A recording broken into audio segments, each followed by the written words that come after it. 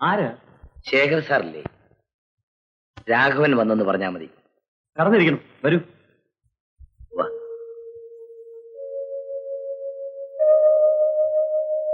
ഇരിക്കണം. ഞാൻ സാറിനോട് പോയി പറയാം. ഓക്കെ.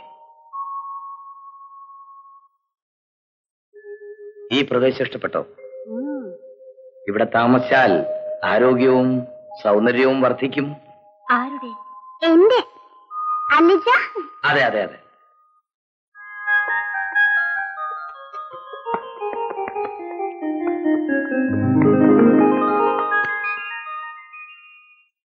ഹലോ രാഘവൻ.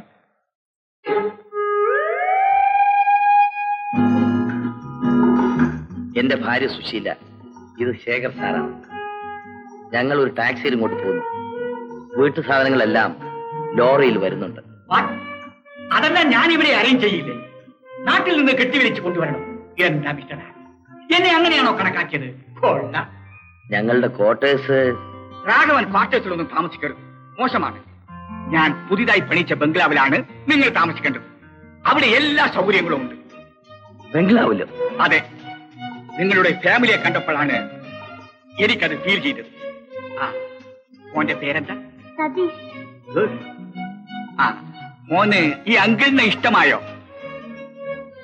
ഇഷ്ടമായോന്ന് നാളെ പറയാം. നല്ലവണ്ണം ആലോചിച്ച് മെല്ലെ പറഞ്ഞാ മതി. സാർ, ഞാൻ എപ്പോഴാ ജോലിയിൽ ചേരാൻ വരേണ്ടത്? ധൃതിപ്പെടണ്ട, താമസ സൗകര്യങ്ങളെല്ലാം ശരിയാവട്ടെ. വരൂ വരൂ. ഹലോ, തിരുമേനിയാണ്. വരില്ലേ? കൊടുത്തേക്കാം. കൊടുക്കാം. വെക്കട്ടെ. ഓ എന്താ തിരുമേനി, എന്താ കാര്യം?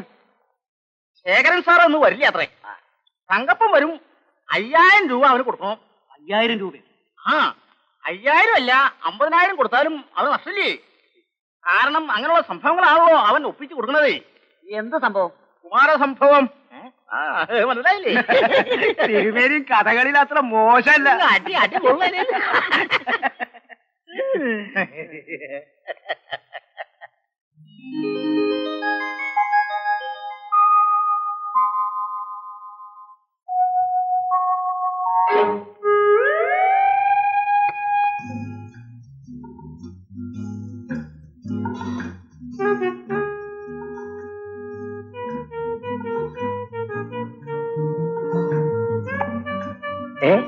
ശേഖർ സാറോ? വന്നായി ഞാൻ അറിഞ്ഞില്ല.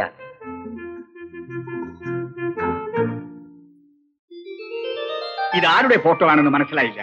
ഇതെന്റെ അളിയൻ ഗോപി, സുശീലയുടെ സഹോദരൻ. ഓഹോ. സാറും കൂട്ടി ഇരുന്നാട്ടെ. വീടെല്ലാം ഇഷ്ടപ്പെട്ടുവല്ലോ? ധാരാളം. എന്റെ ചോദ്യം സുശീലയോടെയാണ്. ഇതെല്ലാം സ്ത്രീകളുടെ ഡിപ്പാർട്ട്മെന്റാണ്. ഞങ്ങൾക്കിത് കൊട്ടാരമാണ് സാർ. രാഘവൻ ഭാഗ്യവാനാണ്. യോഗ്യനായ ഒരു അളിയനുണ്ട്, മിടുക്കനായ ഒരു മകനുണ്ട്, സുന്ദരിയായ ഒരു ഭാര്യയും. എനിക്കങ്ങനെ ആരുണ്ട്?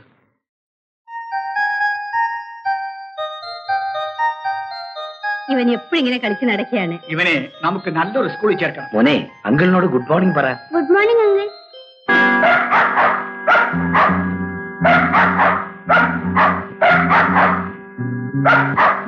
മോനെ, ഹീറോയെ കൂട്ടിയിട്ട് പുറത്തേക്ക് പോ. Come on hero. സുശീലേ, നീ എന്താ നോക്കി നിൽക്കുന്ന? കാപ്പി കൊണ്ടുവരൂ. രാഘവൻ ഇന്ന് ജോലിയിൽ പ്രവേശിക്കുന്നില്ലേ? ഉണ്ട് സാർ. അപ്പോ ഒന്നിച്ചു പോകാം. Thank you sir.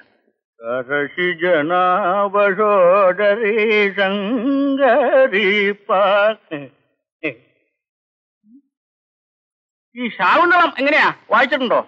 ഇല്ല. ഇല്ലേ? വായിക്കണം, എന്നാലേ ജീവിതത്തിന്റെ മാധുര്യം ആസ്വദിക്കാൻ പറ്റുള്ളൂ. അടിച്ചോളൂ, ഭംഗിയായിട്ട് അടിച്ചോളൂ. എന്തെങ്കിലും സംശയം ഉണ്ടെങ്കിൽ എന്നോട് ചോദിച്ചാൽ മതി. അടിച്ചോളൂ, ഇരുന്നോളൂ. എന്തിനാ ഭയപ്പെടണേ? ഒന്ന് ചുമ്മാ ഇരിക്കുന്നേ. അടിച്ചോളൂ. തിരുമേനി, follow me.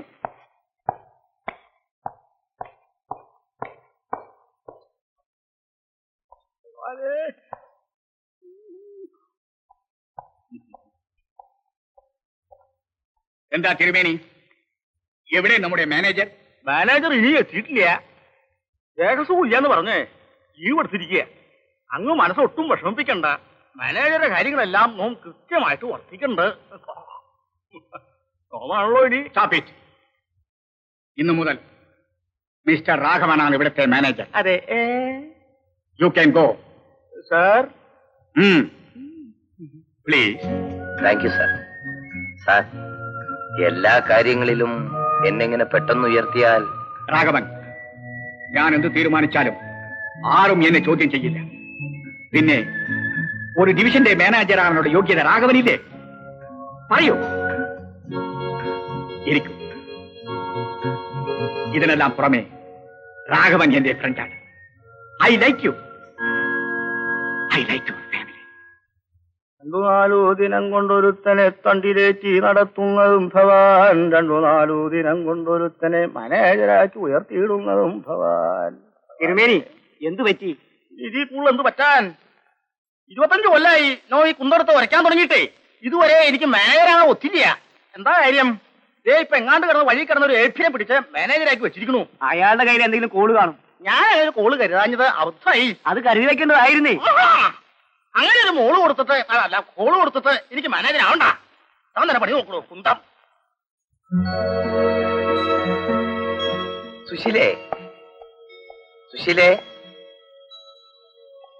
സുശീലേ.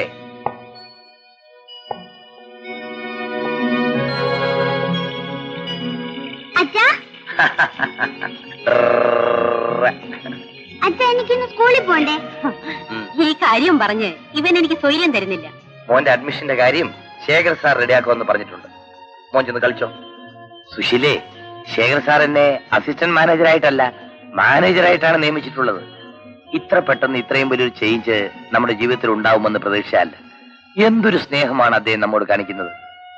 സ്നേഹം അധികമായി തോന്നുന്നുണ്ടോ? അതെന്താ നീ അങ്ങനെ പറഞ്ഞത്? എന്തും അധികമായാൽ കുഴപ്പമാണ്. സ്നേഹം അധികമായാൽ കൂടുതൽ കുഴപ്പമാണ്. അത് നിന്റെ തോന്നല.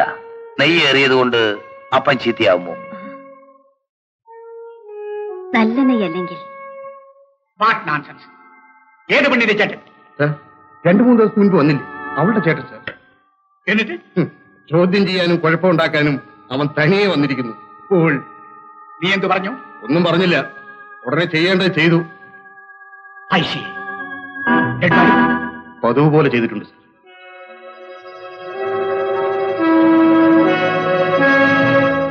സാർ, വേണമെങ്കിൽ അവളെ ഇന്നും കൊണ്ടുവരാം. വേണ്ട. എനിക്കിപ്പോൾ വേണ്ടത് അവിടെ ഒന്നുമല്ല.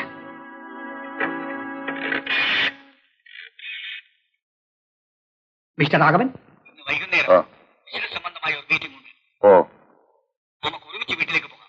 Yes sir. വേറൊന്നുമില്ലല്ലോ? Okay sir.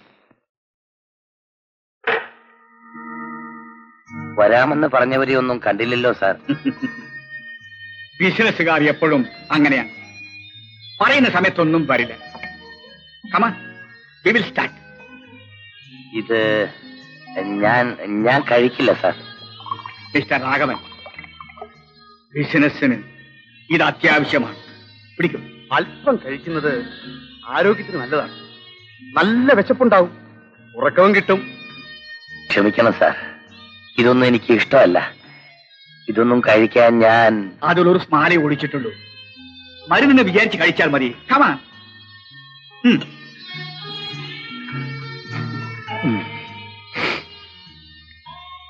കഴിക്കൂ.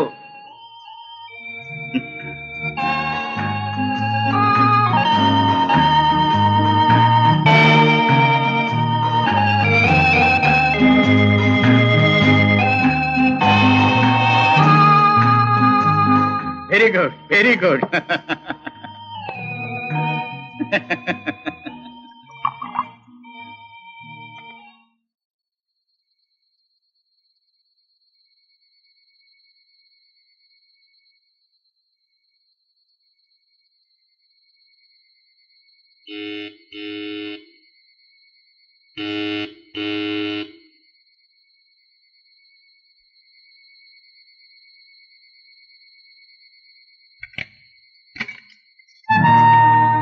മോൻ ഉറങ്ങിയോ?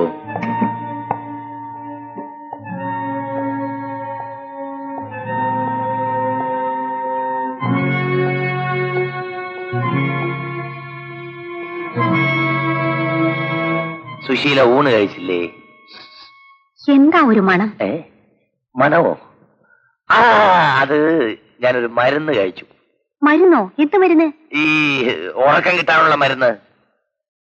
നിങ്ങൾ കുടിച്ചു അല്ലേ? ഞാൻ പറയുന്നത് കേക്ക്. ശേഖർ സാറ്. അതെ, ശേഖർ സാർ നിങ്ങളെ കുടിപ്പിച്ചു. വെറുതെ അദ്ദേഹത്തെ കുറ്റപ്പെടുത്തരുത്. അദ്ദേഹത്തെ മുഷിപ്പിക്കരുതെന്ന് കരുതി ഞാനാണ് ഈ തെറ്റ് ചെയ്തത്. ആ സ്നേഹത്തിന്റെ മുമ്പ് ഞാൻ തോറ്റുപോയി. ഇവിടെ ഞാൻ മാത്രമല്ലേ ഉള്ളൂ, നിങ്ങൾക്ക് എന്തും ചെയ്യാമല്ലോ. അയ്യോ സുശീലേ, ഇനി ഒരിക്കലും ഞാൻ ഈ തെറ്റ് ആവർത്തിക്കില്ല. ഞാൻ സത്യം ചെയ്യാം. വേണ്ട, എന്നെ തൊടണ്ട. നിനക്കൊന്ന് ക്ഷമിച്ചാൽ എന്താ? ആദ്യമായി ഒരു തെറ്റ് പറ്റിപ്പോയതാണ്.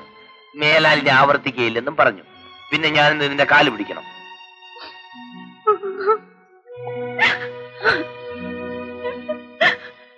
പോട്ടെ, കരയണ്ട. പോയി ചോറുളമ്പ. ആ,